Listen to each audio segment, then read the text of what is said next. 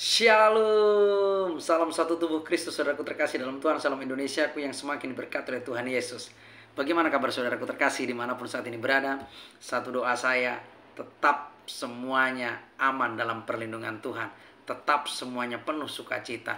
Tetap semuanya terus melayani dan memberitakan Injil Kerajaan sampai dengan Tuhan Yesus memanggil setiap kita untuk kembali kepada rumah Bapa itu. Saudaraku terkasih dalam Tuhan, dalam 1 bulan ini kami pergi ke banyak kota. Kami pergi ke beberapa provinsi.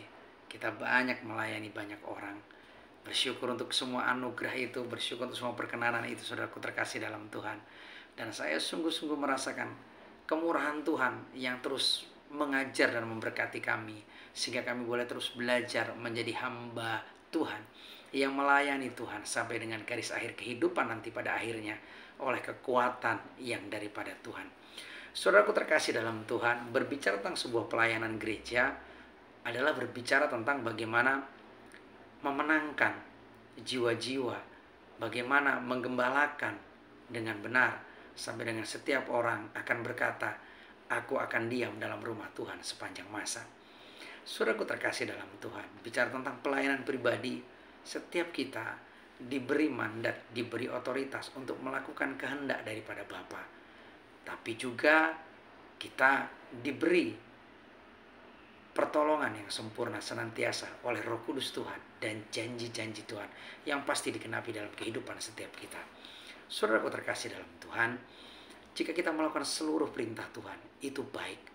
Tapi kesempurnaan dalam hidup seorang yang percaya kepada Yesus Kristus Tuhan adalah di saat kita mau melakukan amanat agung, perintah Tuhan yang paling agung yang harus kita kerjakan sebagai bukti nyata pertobatan, bukti nyata sebagai orang percaya untuk terus menikmati tanda-tanda itu seperti yang tertulis di dalam firman Tuhan dalam kitab Markus mulai pasal yang ke-15 sampai dengan ayat yang ke-20.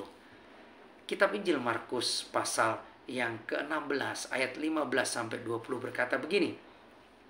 Lalu ia berkata kepada mereka, pergilah ke seluruh dunia, beritakanlah Injil kepada segala makhluk. Siapa yang percaya dan dibaptis akan diselamatkan, tetapi siapa yang tidak percaya akan dihukum. Tanda-tanda ini akan menyertai orang-orang yang percaya. Mereka akan mengusir setan-setan demi namaku. Mereka akan berbicara dalam bahasa-bahasa yang baru bagi mereka. Mereka akan memegang ular, dan sekalipun mereka minum racun laut, mereka tidak akan celaka. Mereka akan meletakkan tangannya atas orang sakit, dan orang itu akan sembuh. Sesudah Tuhan Yesus berbicara demikian kepada mereka, terangkatlah ia ke surga, lalu duduk di sebelah kanan Allah. Mereka pun pergilah memberitakan Injil ke segala penjuru, dan Tuhan turut bekerja dan meneguhkan firman itu dengan tanda-tanda yang menyertainya. Amin. Saudaraku terkasih dalam Tuhan, seseorang kadang menyebut dirinya sebagai orang percaya kepada Tuhan, tapi harus di cross check dari kehidupan setiap orang itu. Apakah tanda-tanda yang tertulis dalam kitab Markus pasal yang ke-16 mulai ayat yang ke-16, 17 sampai dengan 18 ini benar-benar ada dalam hidup mereka. Yang pertama, kita akan diberi kekuatan, kuasa daripada kepercayaan yang telah kita terima itu dan hidup dalam kehidupan kita, yaitu tanda untuk mengusir setan. Tidak ada satu orang percaya yang takut akan setan dan bisa dikalahkan oleh setan. Yang ada, setan akan takut dengan kehadiran kita karena kita adalah terang, dan setiap kuasa setan akan kita kalahkan. Yang kedua, kita akan berbicara dalam bahasa-bahasa yang baru. Dan yang ketiga, walaupun kita minum racun maut, disantet sekalipun, ditulahi sekalipun, kita tidak akan terpengaruh. Kita tidak akan mempan dengan kuasa santet, karena ada kuasa Tuhan yang maha besar, Roh Tuhan yang tinggal dalam kita. Dan yang terakhir, sebagai tanda orang percaya adalah saudara dan saya akan meletakkan tangan atas orang sakit, dan orang sakit akan menjadi sembuh. Jadi jangan pernah takut untuk meletakkan tangan atas orang sakit, sakit apapun itu. Karena di saat kita percaya kepada Yesus Kristus Tuhan, tanda-tanda ini akan menyertai kita. Dan di saat kita meletakkan tangan atas orang sakit itu akan menjadi sembuh. Dan yang lebih dahsyat dan ajaibnya lagi, ayat 19 dan 20 berkata, sudah Tuhan Yesus berbicara demikian kepada mereka, para murid itu, terangkatlah ia ke sorga, lalu duduk di sebelah kanan Allah. Ayat 20, mereka pun pergilah memberitakan Injil ke segala penjuru, dan Tuhan turut bekerja dan meneguhkan firman itu dengan tanda-tanda yang menyertainya. Amin. Saudaraku terkasih dalam Tuhan, amanat agung itu tugas kita. Perintah Tuhan yang paling mulia, wasiat daripada Tuhan untuk kita kerjakan. Saya sering kali mengulang-ulang kata, seorang percaya pasti memberitakan Injil. Seorang percaya pasti mengerjakan amanat agung. Tapi mereka yang kurang percaya pasti tidak akan memberitakan Injil. Mereka yang kurang percaya pasti tidak akan mengemban amanat agung. Dan tanda-tanda itu tidak akan ada dalam hidup mereka. Dan saudaraku terkasih dalam Tuhan, jika Anda sibuk, jika Anda dipanggil oleh Tuhan dalam marketplace seorang profesional, mari memberitakan Injil di tengah-tengah pekerjaan profesionalitas Anda. Jika Anda seorang guru, mari memberitakan Injil di tengah-tengah profesionalitas Anda sebagai seorang guru. Jika Anda seorang pedagang, mari memberitakan Injil di tengah-tengah usaha dagang Anda. Jika kami, para misionaris, kami akan pergi memberitakan Injil. Untuk itu, mari bersinergi. Dan mari kita buktikan kepada dunia bahwa setiap orang yang bertemu kita, walaupun sebelumnya mereka adalah bukan orang-orang percaya, pada akhirnya mereka akan menjadi percaya kepada Yesus Kristus karena sudah memberitakan Injil kepada mereka setiap kita, dan mereka menjadi percaya. Jadi saudaraku terkasih dalam Tuhan, dimanapun kita berada, mari kita beritakan Injil keselamatan itu, Injil kabar baik itu, Injil kerajaannya yang kekal itu. Sehingga setiap orang yang tidak percaya atau yang selama ini menolak Yesus Kristus sebagai Tuhan dan Juru Selamat, akhirnya menerima kabar baik itu. Dan mereka akhirnya menjadi percaya, dan mereka memberi diri dibaptis dalam nama Allah Bapa, Putra, dan Roh Kudus. Dan mereka pun akan masuk dalam tahap pemuritan. Kita muridkan mereka dengan baik lagi benar. Dan setelah mereka menjadi dewasa, mari kita utus mereka untuk terus memberitakan Injil kerajaan itu. Mari terus meregenerasi, terus regenerasi pemuritan itu. Sehingga setiap orang yang sudah percaya, kita baptislah mereka dalam nama Allah Bapa, Putra, dan Roh Kudus. Dan mereka kita muridkan sampai dengan menjadi dewasa. Dan kita utus mereka ke ladang-ladang misi. Dan mereka pun akan melakukan hal yang sama kepada setiap orang yang ditemui. Jadi saudaraku terkasih dalam Tuhan, mari kita terus berjuang, mari kita terus bergerak. Saya sungguh bersyukur 2 hari berturut-turut di tanggal 17 dan tanggal 18 Juni kami bisa membaptis banyak orang di 2 daerah berbeda.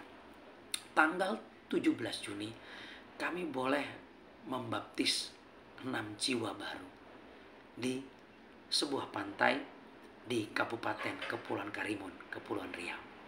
Dan di tanggal 18 setelah kami pulang dari Karimun, kami boleh membaptis 4 jiwa baru di Kota Batam. Dalam 2 hari berturut-turut kita boleh membaptis banyak orang di 2 kota berbeda. Dan nanti pada tanggal 21, tepatnya hari Jumat, esok hari, saya akan kembali terbang memberitakan Injil Kerajaan. Misi jauh kembali akan saya kerjakan. Dan ini akan berlangsung cukup lama karena sampai dengan tanggal 27. Ya, tanggal 27 saya akan pulang dengan sukacita, karena di tanggal 25 saya akan melakukan pendampingan kepada anak-anak rohani, anak-anak didik saya dari usia 13 tahun sampai dengan usia 24 tahun untuk pergi memberitakan Injil Kerajaan. Dan satu orang baru kami juga usia 30 tahun pun ikut belajar memberitakan Injil, karena itu adalah panggilan bagi setiap kita. Jadi saudaraku terkasih dalam Tuhan, mari terus maju, karena kesudahan segala sesuatu sudah dekat. Untuk itu jadilah tenang agar kita dapat berdoa. Dan setelah kita berdoa, kita beranikan diri untuk pergi memberitakan Injil. Karena saudaraku terkasih dalam Tuhan, baik tidak baik keadaannya, Tuhan Yesus pasti datang. Dan mari kita sambut Dia di awan-awan permai dengan penuh sukacita. Dan saudaraku terkasih dalam Tuhan, pada bagian awal dan akhir video ini saya akan lampirkan bagaimana proses jiwa-jiwa baru itu dituai, dibaptis dalam nama Allah Bapa, Putra, Roh Kudus dengan sukacita. Dalam berkat nama Tuhan Yesus, saya mengajak setiap kita untuk semakin membangun satu tubuh Kristus untuk bangsa Indonesia. Mari kita terus bergerak maju. Mari kita terus memberitakan Injil Kerajaan. Jangan pernah lelah bekerja di ladang Tuhan. Mari bangun unity. Jangan mau dipecah belah oleh tipu daya iblis. Jangan pernah mau dipecah belah oleh karena keadaan, oleh karena perbedaan doktrin gereja. Tapi ingat, kita semua adalah gereja Tuhan. Kita adalah bait Allah yang kudus. Dan kita semua harus membangun unity untuk boleh bersama menuai Indonesia Raya. Salam kemenangan, salam satu tubuh Kristus, salam misi penginjilan. Tuhan Yesus semakin memberkati setiap kita. Shalom. Tahun yang lalu hamba-Mu mengenal keluarga ini. Engkau ajar hamba-Mu melayani dengan cinta, kasih, dan kebenaran. Bersyukur jika hari ini kami boleh menjadi saksi. Kami boleh menjadi gembala yang membaptiskan mereka. Mulai dari Lai terkasih, Ito terkasih, anak-anak terkasih, semuanya menerima kelahiran baru di dalam Kristus. Manusia lama sudah berlalu dan manusia baru sudah dilahirkan. Dan berkat-berkat baru dicurahkan. Dan perkenanan Tuhan turun atas mereka, memperbaiki segala sesuatu yang sudah tidak baik dan menjadi sempurna dalam nama Yesus. Kami akan melihat penyertaan Tuhan, pertolongan Tuhan memberkati mereka. Berkat daripada Allah Abraham, Ishak, dan Yakub, berkat daripada Tuhan Yesus Kristus menyertai dan memberkati mereka mulai hari ini sampai dengan Maranatha, sampai dengan selama-lamanya. Bersama kita katakan amin.